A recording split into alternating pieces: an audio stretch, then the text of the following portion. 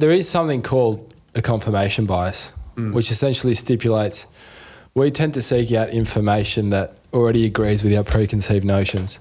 And that's kind of similar to what you're talking here about, the instant gratification thinking type 1. We're not actually particularly interested in seeing an alternative opinion, right? And when you go on your phone, you're almost always seeing videos that already align with the sort of ideas and thoughts you have. Today we're going to talk about perception. We're going to talk about the dangers of not having an aim or a goal. And then we're going to tie into how you can use consciousness and communication to actually see reality in an objective manner. I would say if you're viewing something that is disregarding objective truth, you're delusional. Right. If you have no justification for beliefs or actions. If you're veering away from something that you can physically and objectively measure, that's delusion. Now, I think when most people look at the word delusion, it's got a negative connotation associated to it. But it's not necessarily negative to be delusional. Right. Would you say so? Well, I mean, if we're talking about delusion as something that's just sitting outside of normality, that could have positive outcomes, yeah. I would agree. It doesn't have to be strictly a negative connotation to it, but I feel like we need to explain that further probably. Yeah. Yeah, definitely. I don't think it's, if you're delusional, you're negative about things. I think it can have negative outcomes if you're delusional and perhaps lack ambition or certain traits that are going to help you fuel that delusion. Right. That's probably not a good outcome, but I guess when you look at a lot of successful people, they had a lot of delusion. Was that a bad thing? Probably not. Well, it's that thing of like, if you look objectively at someone that's done something, substantially out of the normal realm of behavior, you would look at them at the beginning of that journey and say, yeah, they're a delusional individual. Yeah. What makes them think that they could achieve X, Y, and Z, etc.? And that's a question, I suppose. Well, essentially, they're seeing something at the present time that's not currently there. Yeah. Therefore, they're delusional to everyone else. But in their mind, they're manifesting something that's not currently there. In that case, I would say delusion is a positive thing. And that's a good point, because the way I see it is that you can easily label someone delusional, but it's sort of the fact that you don't have access to their thoughts, you don't have access to their vision, you don't have access to their experiences. So I think it's more of along the lines of your misunderstanding the other person. In a sense. In that sense, though, you could almost look at anyone and label them delusional, because it's almost hard to completely 100% understand someone else and exactly their thought patterns. Yeah. Right? Well, that's correct, yeah. You don't have insight into someone else's mind unless they are actually telling you what's going on. They're detailing their thought process and kind of everything. That's right. And I think the problem with that is that, again, you can only explain so much to someone about what you're thinking and your ultimate vision for something. So it's like, if I have a vision of something I want to achieve and I sit down and I start telling you what the vision is and how I want to achieve it, the problem is that you could perhaps have a negative influence on me because you're putting your perspective on something that you may not have thought through as thoroughly as me. And at that point, it would actually be a negative for me to actually be conveying it. So I think it's almost much more beneficial to internalize that stuff until you have practical evidence of perhaps, I don't know, achieving a few steps on the way towards the goal. And then you have proof behind your delusions. Your delusion in a sense. So in a sense, you're saying you've got to have some sort of tangible evidence there before you go out and I guess express to the world, some of your ideas or notions. In some way. Because these people are probably going to make you second guess yourself to begin with. Yeah, in some way. Is that what you're saying? Yeah. Yeah. Yeah, I'd probably agree with that. Yeah. I mean, The thing is, though, the question that still probably isn't answered there is, well, what makes someone think they could achieve certain things, and what actually brings about vision and delusion. And delusion in the first place? I mean, when you're talking about delusion and I guess perceptions of things, why is it certain individuals have these? Is it environmental factors growing up? Like, why is it we all have certain delusions or beliefs about the things we can and can't do? I think there is a huge environmental influence, I think, on that process, in that our thoughts and beliefs about the world are cultivated through our experiences. And it's over repetition of experience that we sort of come to conclusions about things. And interestingly, if you look at the perception system, the way your brain processes information is it wants to get the best outcome in the least amount of time, essentially. It's a conservation machine. The problem with that, though, is that it lends itself to two types of thinking, essentially. Thinking pattern one, which is quick, it's intuitive, and you're making rapid decisions. The problem with that form of, I suppose, thinking is that it lends itself to errors. And something I'll talk about after this is how much information we bring in and how much we actually reduce. But the second form of thinking is thinking style 2, which is a, I suppose, slower processing mode of thinking where you're actually evaluating your thoughts and you're evaluating the situation and coming to some logical conclusion that's based on, I suppose, grounded fact and reality. Right. So the problem with thinking 2 is it requires a lot more effort. And it's like if you ask someone just to be constantly thinking deep about things, they're probably not going to have the amount of mental, I suppose, energy to actually do that. So we are always relying on that first way of thinking, which is the intuitive approach. But I suppose, like I said, that lends itself to quite a lot of error. So thinking pattern 2, though, is a more logical approach where you're actually sitting there and evaluating some of those things. Yeah, and I mean, it makes complete sense because researchers essentially have calculated how much information we process at any one given time. And it's essentially every second we're bringing in something close to 11 million bits of information. And what they actually calculated was that our conscious mind essentially reduces that, and by a substantial amount, it reduces it down to 16 bits of information. Right, wow. Which is an insane reduction. And what that essentially tells you is that what you're consciously aware of is so much less than what the objective reality is. Is that necessarily a bad thing, though?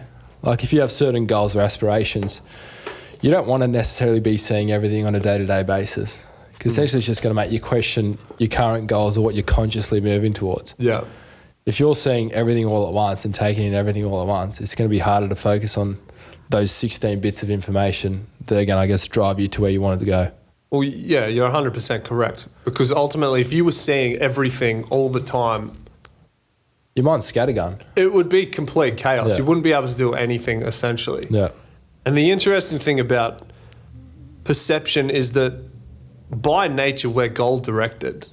Everything we do essentially has some end aim. It could just be a very simple thing as, I want to drink from this drink bottle. Or because I'm looking at this thing, I value that thing. It doesn't have to have some far off in the distance aim. But what happens is that when your brain perceives some sort of aim, what it does is it reduces your environment and your sensory system to essentially disregard everything that is irrelevant for you moving forward to complete that aim. And it brings into focus things that either stand in your way or help you go towards that goal. And it was described as either you now see tools or you now see obstacles. Essentially. Right. Which has pretty big implications, I reckon, knowing that. So essentially, you're only seeing things that align with where you're consciously going. That's right. What if you're not consciously going anywhere? What if you're just kind of living on autopilot and you don't necessarily have goals? Yeah, go on. You're still going somewhere, right? You're just not consciously aware of it. Yeah, it's a good question. And ultimately, you stand to achieve something whether you like it or not. Yep. Your brain is going to be aiming you towards things regardless of if you consciously want to go that way or not. And it's something that is interesting about Peterson because he paints the message that you want to have an aim, you want to have a direction. And he says that you want to actually orient that direction in a way that you would consciously and you actually want to go down that path. Like when you're aimless, essentially the quickest and I suppose most attractive way for your brain to go is that quick gratification route. That's sort of like, I don't know, something that compels you in a sense. Your biological system wants to be rewarded. And if you don't have like some further off aim, there's no point for you to actually say, I'm going to forego all of this other stuff because I know that eventually I want to go here.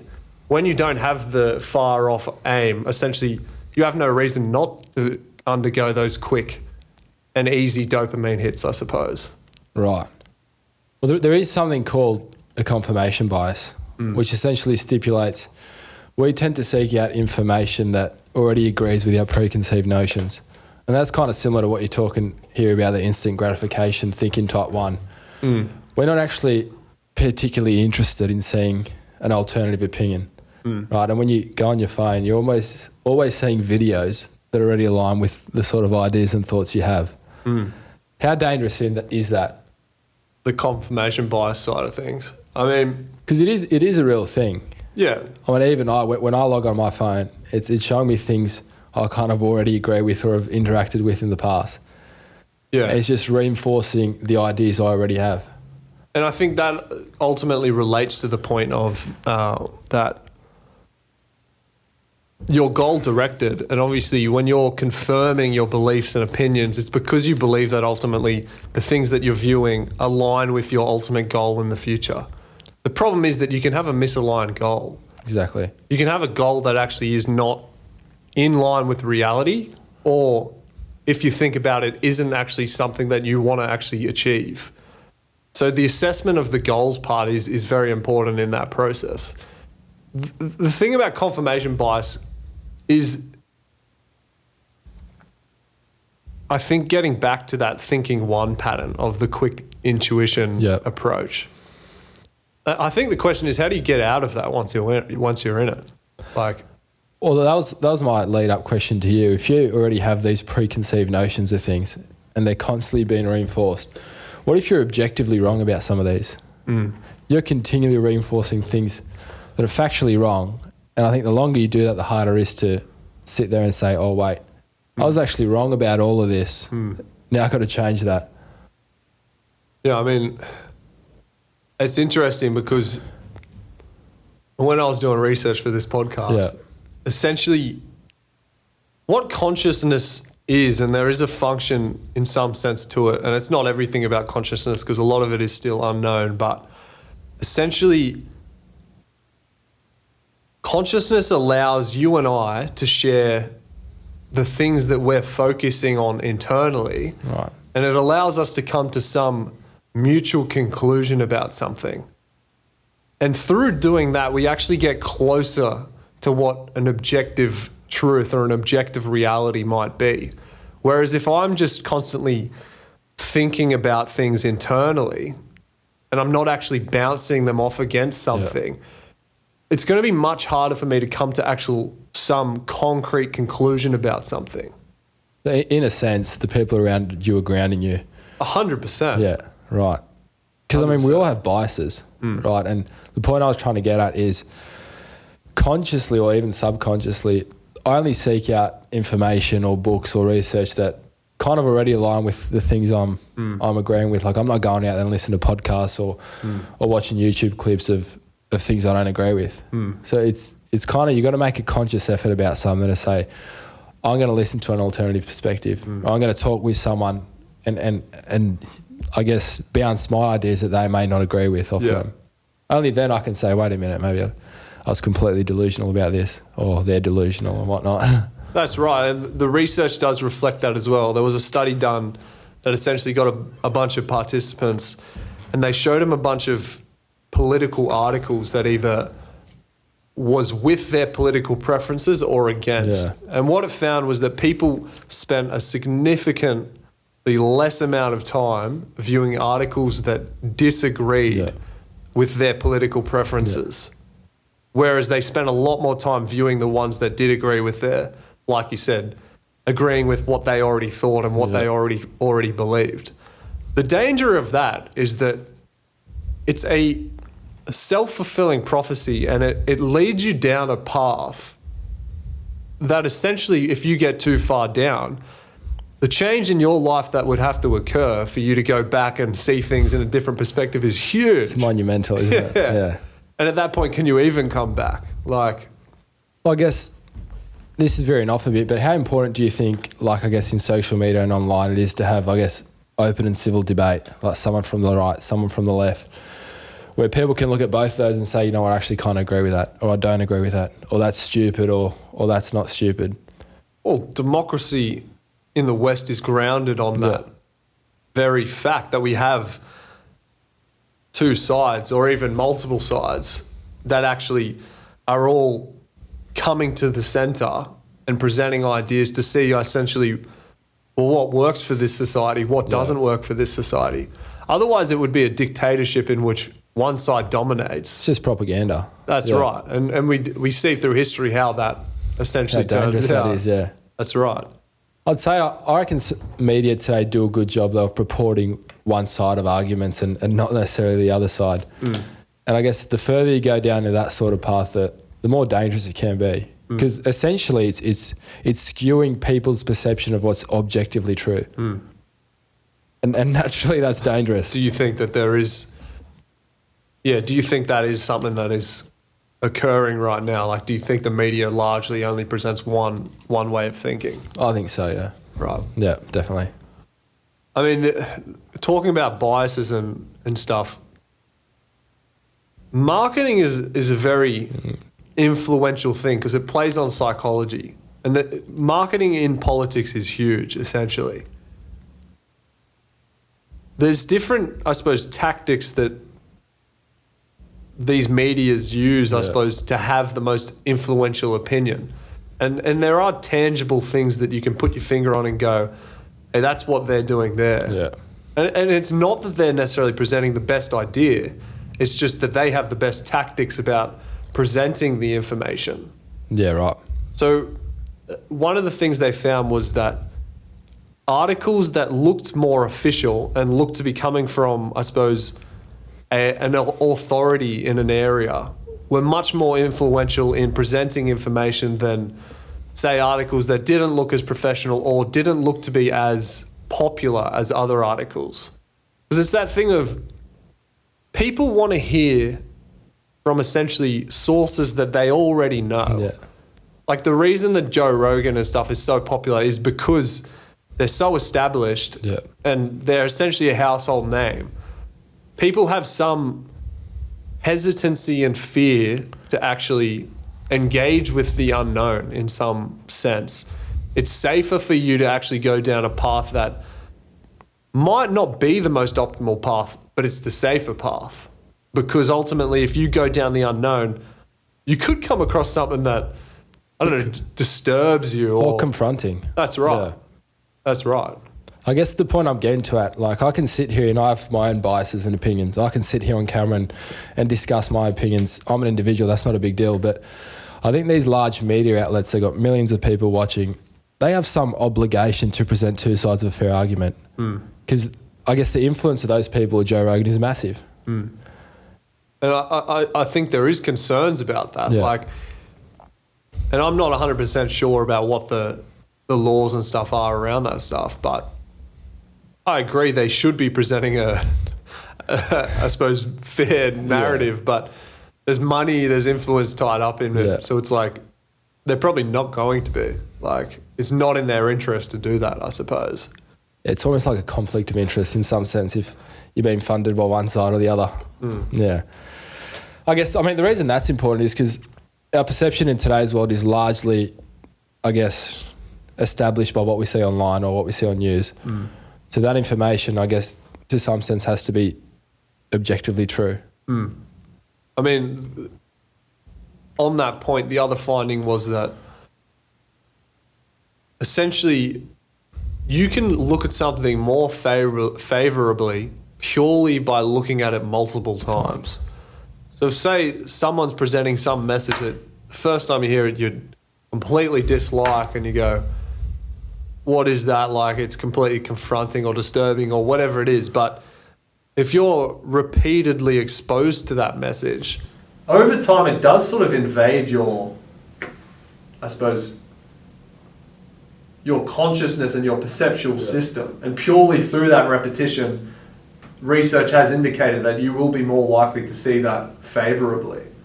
And that's where it comes into play that, and I don't have the exact statistic, but a lot of media outlets are actually owned and operated in a way that aligns with the leftist ideology.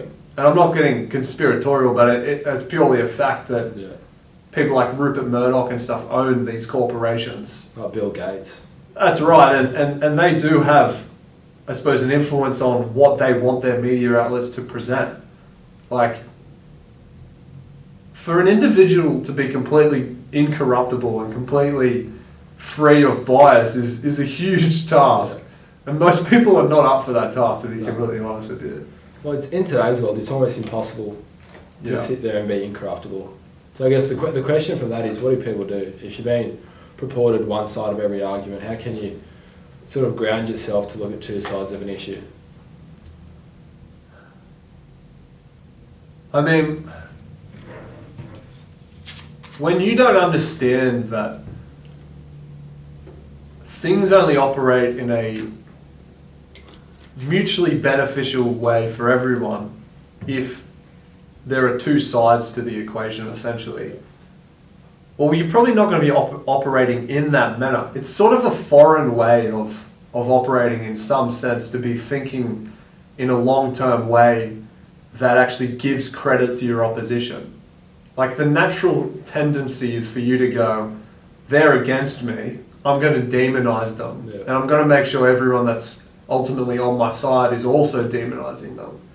It does take rationality and a sense of putting my pride to the side and actually going, I'm going to hear out what the other side has to say, because potentially I might learn from it and potentially might come to a more grounded perspective because of it.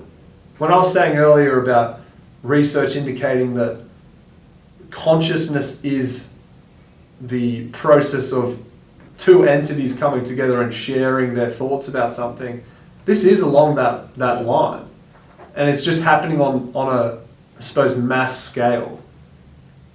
I don't exactly have an answer of how you could go about fixing the political system, but in an individual sense, you could definitely look at it in terms of, if I disagree with this person, maybe I should have a conversation with them, not just come to conclusions in my head, start to become resentful, bitter, etc. And I suppose come to a negative conclusion. You might actually come to a positive conclusion if I actually convey what I'm thinking about to you, because you will have an alternative perspective about why you might be engaging and acting in the way that you're acting. Yeah, 100%. I guess if you disagree with someone, you should ask yourself why. Because you could severely dislike someone. That doesn't necessarily mean what they're saying doesn't have any sense of truth to it. So I guess you've got to be impartial to the information you're hearing, irrelevant of who's saying it. What do they say? Your enemies will tell you the truth more than your friends? Yeah, exactly. I mean, most of your friends will just sit there, definitely, you did the right thing. Yeah. So it's it's kind of important to have an impartial kind of internal dialogue when you're taking in information. Yeah. That's my opinion anyway. I agree. The problem is that you're delaying, I suppose, that gratification of just demonizing. Yeah. It's the easier route. Whereas if you're going and having that difficult conversation, it takes courage, to be honest with you. Yeah. Like, it's not a difficult thing to go and actually, because what you are doing, you're confronting someone and you're saying, here's what I'm dissatisfied with. Am I correct about these assumptions I'm making, or can you disprove the thoughts that I'm having, essentially? But if, for example, I demonise you, is it possible for me to actually say, hey, maybe Seb's actually saying some factual things here? Because I've already decided before I talked to you, before I met you, that I absolutely do not like you. It's going to be quite difficult to sit there and consciously listen to what you're saying when I've already decided prematurely that I hate Sebastian. I mean, I'm asking that because people do have those notions. I mean, you look at the US presidential election, like, when people are voting, I don't think they're really looking at policy. They're just already pre-decided, I hate Trump or I hate Kamala, and their decisions are based solely on that. That's not the most logical way to go about things. so I suppose what's the question? Is it, how do you get past that initial just intuition of I hate this person or I like this person? Exactly right. And I think you've got to be wary of just demonising someone off the bat. Especially when the information we receive today is so one-sided. Well, why do you think people do that? Why is it just the initial I hate this person? I think it's easy to do that. I also think as you grow older, you already have all these preconceived notions. So if someone comes across that you agree with, Yeah. you're not going to seek out alternative information. If you already find someone like Trump and he, corresponds with all things you already agree on, you're just naturally going to hate Kamala, or the inverse. Well, you said something interesting about you have preconceived notions, and it gets back to what are you aiming at? Yeah. Because of your environmental experiences over the years, you're naturally seeing things in a certain way, and your aim is to confirm that way of thinking. So essentially, when a political leader comes along that either confirms or denies it, of course you're going to naturally gravitate to them, or you're going to be naturally propelled by them. Yeah. And it's not necessarily the case that they're completely one-sided, but you're only going to see the things that confirm or deny your initial, I suppose, preconceived notions, like you said. Yeah. And if you don't consciously think about what it is that you're valuing, I think that's when you start to get into the hyper-emotionality stuff that isn't actually grounded in reality. Yeah, 100%. Do you know what I mean? Yeah. Well, there's also something called the negative bias. And I don't know if you've heard of that, but essentially that details that we're more affected by negative experiences far more deeply than positive ones. So if I was to, example, insult you, that's going to affect you more deeply than if I were to give you a compliment. Yeah. Right? And when you're looking at, I guess, political leaders, that negative bias is going to deter you away from someone like Trump, for example, far more than a positive bias for Kamala. So essentially, you're going to resonate with the alternative party more likely because you dislike the other party more than you actually like the party you're currently voting for. That's interesting. Yeah. And it's quite a weird way of thinking of it, because it implies that potentially we're inherently wired in a negative way. I think we are, because ultimately, if you look at it biologically, when you go into the forest and say it's nighttime and you see something in the distance that looks like a shadow, your brain automatically goes to the worst possible thing it could be. Someone's there, an animal, a person, etc. I'm gonna die. Yeah, that's right. And your brain does that because ultimately it's trying to self-preserve. And by you thinking it's the worst possible outcome, you're able to act accordingly. It's more detrimental for you to go, hey, there's something in the distance, maybe it's just a tree.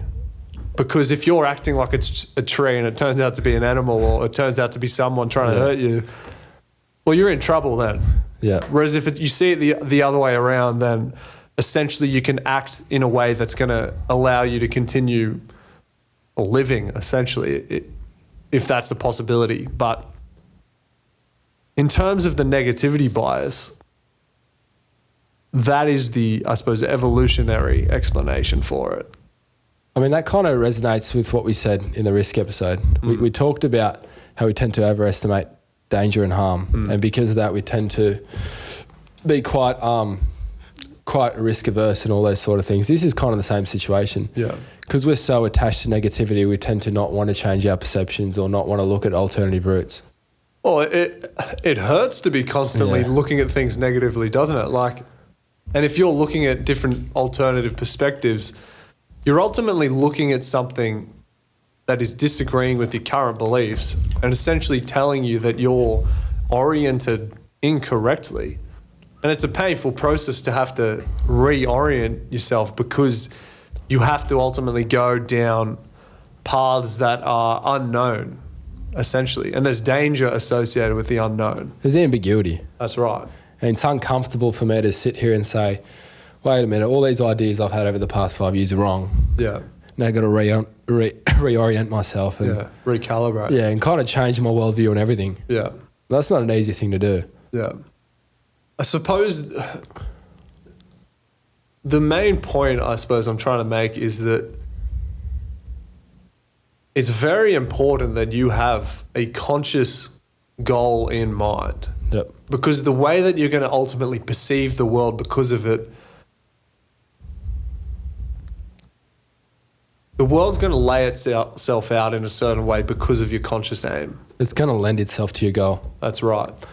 But, go on. I was just going to say, and you're not going to be seeing things that are irrelevant to that goal, when perhaps it could be important information that you're missing. And you're only taking in those 16 bits of information where you could be missing something that's integral outside. That's right. But I mean, you're going to, naturally in life, no matter whether you got goals or not, you're going to be driven to go somewhere either way, whether you're consciously aware of it or not. Yeah. You may as well just consciously have a goal to go to where you want to go because you're going somewhere anyway. Yeah. You know. Well, what stops people from doing that? What stops people from, I guess, having actual goals? Yeah. Consciously thinking about where they want to go. Well, I mean, if you write a goal down consciously, it gives you a sense of accountability. And then how do you feel if you don't get there? Well, that's a good point. I guess people don't want to be confronted by themselves. Who wants to sit in front of a mirror and say, I was wrong about this, I haven't done this, I lied to myself about this? That's an uncomfortable thing to do. I think we've both definitely done that. Like the easiest person to lie to is yourself until you're in a room alone. So that's a very interesting point because when you have a goal, you're ultimately admitting to yourself that you have a set of values. And you're admitting to yourself that some things are more important than other things. Exactly right. And when you actually understand that, and you have a goal in mind, and you have a set of values, and you have something at the top which is more important than everything else, ultimately that, like you said, reflects back down to you of what you're not. 100%. And at that point you go, I'm out of shape, I'm not that intelligent, I'm wasting my time, I'm wasting my life, etc. And like we said earlier, that's very painful for people to realise. And I've definitely been a victim of that in the past. There's definitely times I've been cut from footballing teams and, you know, my explanation is the coach doesn't like me or, you know, there's some bias against me when maybe I'm just not good enough. Maybe it's my delusion fueling me to see this other way when maybe I'm just not good enough to make that rep side. And I think when you look at relationships, there's a lot of delusion when it comes to it. You know, how many people do you know that say, oh, all my ex-partners were toxic and abusing and I've, you know, dated 10 people and they were all the problem. Like, hold up. If you've been with 10 people and you've done nothing wrong, you know, maybe you're delusional about something. Yeah. Maybe you have some biases that you're just not dealing with, I suppose. Exactly right. And I guess that's what we're trying to detail with this episode. Like, you got to have some sort of internal dialogue because as you progress through life, you're going to build certain biases and perceptions about things. But if you can't face yourself when you're alone, it's going to be almost impossible to have an impartial view on things. I mean, I suppose to finish off my points, and I suppose to give people a tool, it would be that consciousness allows you to come to conclusions, and it allows you to focus on certain things. And it's only by having conversations with others that you can actually come to some sort of objective reality. Take you, for example, in the case of not getting into some sort of rep side. And I'm not saying you did this or you didn't, but if in the case you didn't get into some team and then you went and had a discussion with the coach and you asked, well, why didn't I make this side? And then he gave you an explanation of, well, you might be lacking these skills, or we need you to develop in this area. Well, then you have a practical roadmap in front of you that you can actually go down and develop yourself in. Whereas if you take the other route of going, he's delusional, he doesn't see my talent or whatever, now all of a sudden you're operating in a delusional manner. And that's where delusion can be harmful. And I'm fueling my own delusions in a sense. The problem with, in this example, going up to the coach and asking why is, if I do that, I have to potentially confront myself with some truths that I don't want to. And that's probably as a teenager or an 18-year-old, I didn't do that, or I won't do that. Well, the problem is it's a very mature way of looking at things. And when you're that young, you're not that developed or not that self-aware enough to be able to do that. But I think it's a very interesting thing to think about. Like, it's quite powerful as well. Like, the people that achieve things ultimately are looking at reality in a way that is more objectively true. They're more effective in influencing people because they're seeing things in a way that practically makes sense. Older people. Anyone that does anything successful, I suppose. Right. Yeah, when you talk about maturity is interesting because I think there's a lot of teenage 30 or 40-year-olds walking around and I don't think anybody at any age tends to want to encourage criticism. And I think maturity is not actually a thing of age, it's a thing of, do you want to consciously face yourself? That's right. and who does? It's the harder part. Yeah, not many people. Yeah. So perception's quite intriguing because it essentially stipulates how you conduct yourself and all your views in the world. And the good thing with perception in a way is you don't actually have to, it's not based on truth. So I can have any sort of perception or delusion that I want about anything. And if it gives me a sense of dopamine or fuels the preconceived notions I have, then that's okay. And I'll just keep going down this route. But you're probably not going to be effective in the real world. Exactly. Like But I think you can only do that for so long. And I think if you discover some truth at some point in your life, then it's going to be much harder to change.